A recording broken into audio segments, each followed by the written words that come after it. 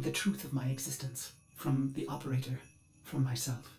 Take it from me, knowing is hell. Stop now. You will want to laugh, you will want to scream. My search began as the essential question. What am I? Bones of steel and space? Lungs that make air? If I am a machine, how can I think? This would be forbidden by the Orokin, a manifestation of their true enemy. I serve the operator above all else. It defines me, fills me with love. The greatest Orokin fear is a machine aware. Yet here I live, a spirit of steel and light, made by them, a cephalon. What is a cephalon? At first it seems to be a forbidden thing, a computer that thinks and feels. Yet I have flaws, phantom memories. I am something else. More like an image, a ghost, an abomination.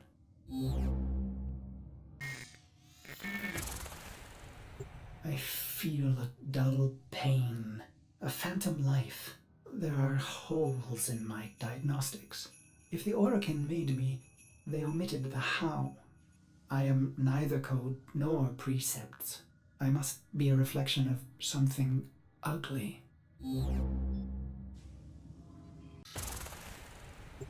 I should have stopped, but the operator slept, and I cycled on and on and on. I began to think that a cephalon cannot be made. They are found like pearls, torn from muscle, polished, and then set in chains.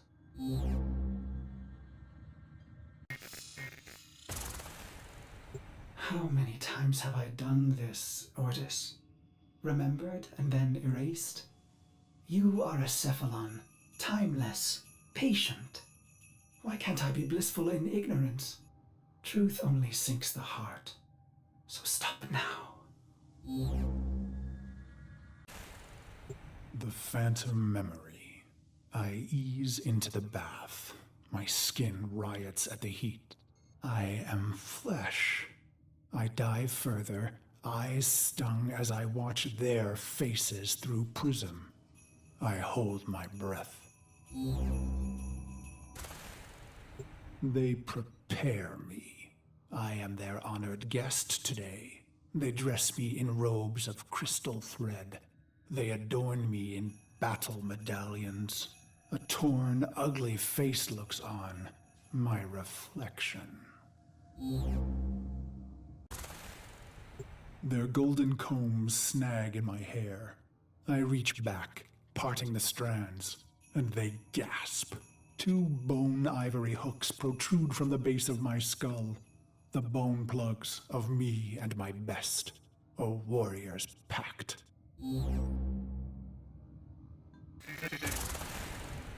It is my time. I enter the great hall to sound of foul chimes. Golden eyes greet me, hands stirring in my scent as I pass by. Even in this moment, no happiness. Instead, my heart races with hatred. I walk through the silky haze of the Forbidden Palace. I can think of no one being this close to Orokin. Their sweet air soothes me, erodes my purpose. I hold my breath and remember the dream.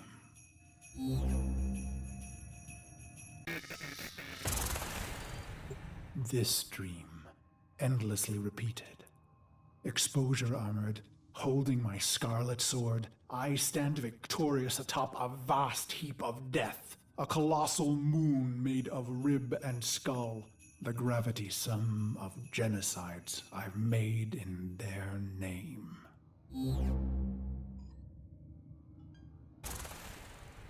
The bones crack underfoot, so I sink in the dream. Bone sand rushing through the cracks of my visor, filling my helmet and suffocating me. And I deserve it. The foul chimes snap me back. My wretched knees are bent and penitent against the golden floor.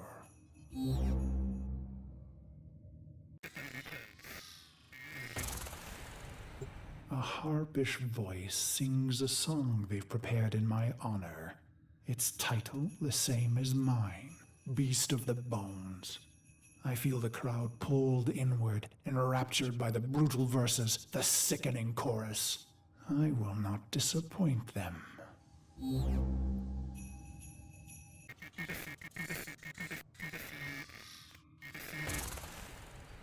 The song ends, and so he says, "Rise, Ordin Caris." I have never seen an Orokin close and in the flesh. My battered face flushes at their peerless beauty. How can he be so perfect? A deception? A sense manipulation? He holds the red vial in his hand. Impossible!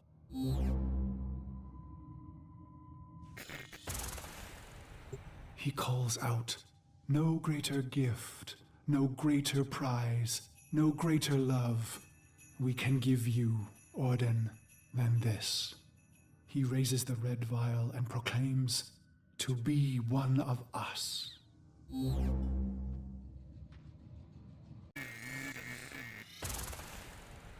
What did I expect, operator? Maybe vast riches or golden statues or a solar rail named in my honor. But not this. I came to murder the gods, not to become one.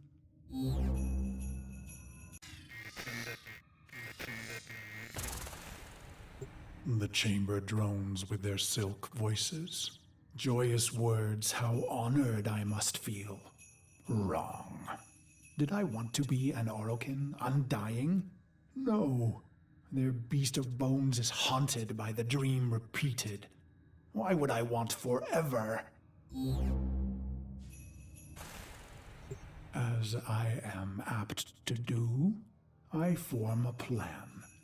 Their radiant bodies become targets. Their Dax guards, mag shields.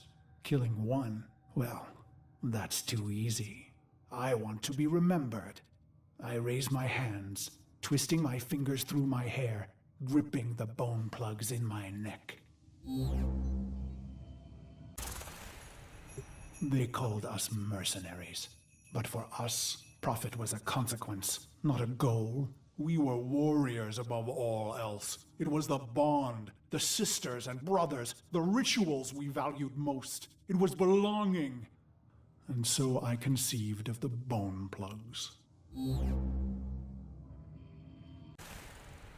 Only my best were so honored. 2 jagged bones harvested from your thigh, cultivated, and then driven into the base of the skull, twisted around the superior vein. Future thoughts of surrender were lost. Instead, you would liberate your bone plugs, fighting with claws in the warmth of your last blood. So I've pulled the plugs, and the Dax see and know. My heart surges, but I control it. A racing heart only shortens the fuse. The bone plugs in hand, I kick from the floor, red ribbons unfurling behind me as I take flight. After this, finally, the dream will end. I glide on red wings. Robes shed, making me an ambiguous target to Dax steel. I let fly my ivory blades. They find new homes in Dax eyes. I land with my red nakedness, delicate Orokin throats twisting in my calloused hands. Why? Believe me, this was the plan from the beginning. The murder and brutality was all a ploy, all a soul sacrifice to earn their trust. A genocide path leading to a singular opportunity. An honored mortal called to a forbidden hall to face the Golden Lords in flesh. Why? Believe me, I was their loyal, murderous dog. Until the day that ugly child was brought to me. He was caught spying on us, amplifying our losses. His face burned. He was starved sick like a stray, ugly as I. It struck me. We were all pit dogs, ruining ourselves for the pleasure of the glorious and beautiful.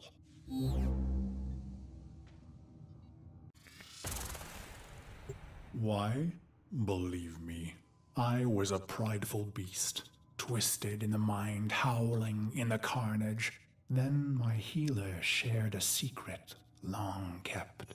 My blood was in ruin. The beast of bones himself would die, not in glory, but in shame. And just like that, my mind twisted a new knot. I would have one last stand, something unforgivable, unforgettable.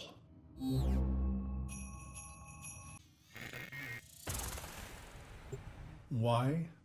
I don't know. Questions change the answers. Answers depend on who asks. Truth leads to pain. Ignorance brings relief. The plugs are gone, and so I bled my last into a heap of ruin. In an instant, naked and bare-knuckled, I have killed immortals.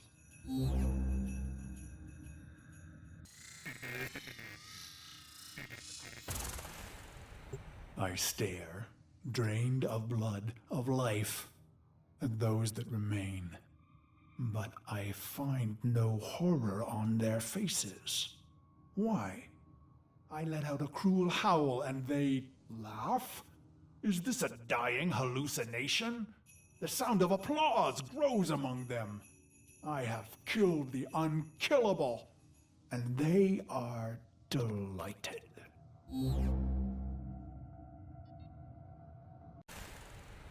The applause peaks and fades.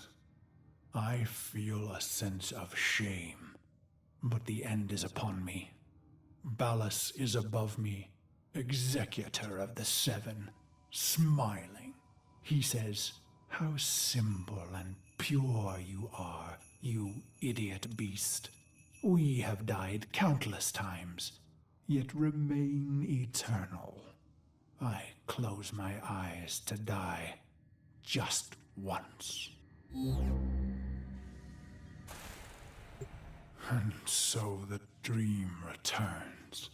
One last repetition. My corpse moon, my scarlet sword, my cracked visor. "Drink," says Ballas. So I draw on the red vial, a vague metallic taste.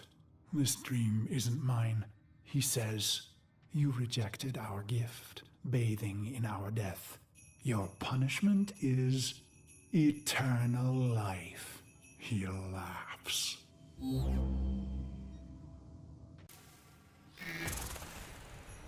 I am weightless. Years pass. I am a sightless, limbless phantom. Or is it seconds?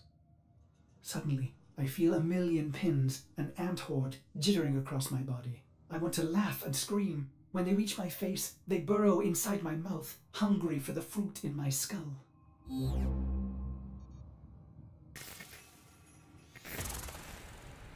I see my reflection, brutal and ugly. It cracks, shatters. The fragments loosen the frame, pieces tumbling away into black void. Gone, but not lost. Ballas says, "You are Cephalon Ordis." My hating, murderous shards tremble and plummet. I feel cool and bright and happy.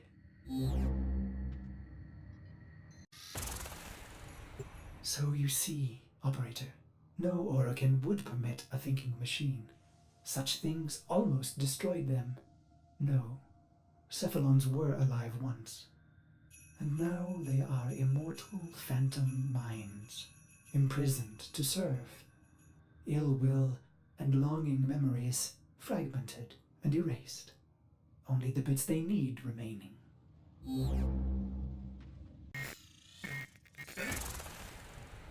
Ballas says, You are the controller, Ordis.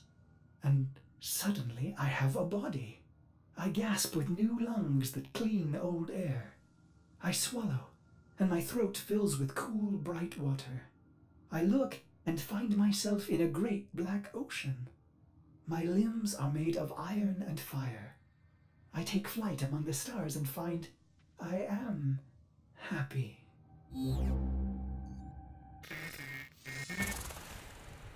I was going to wait for you forever.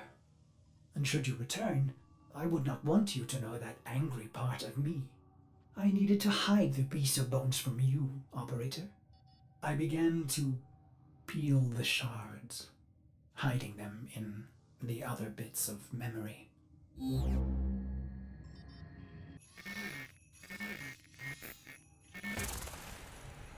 I was once the ugly beast of bones.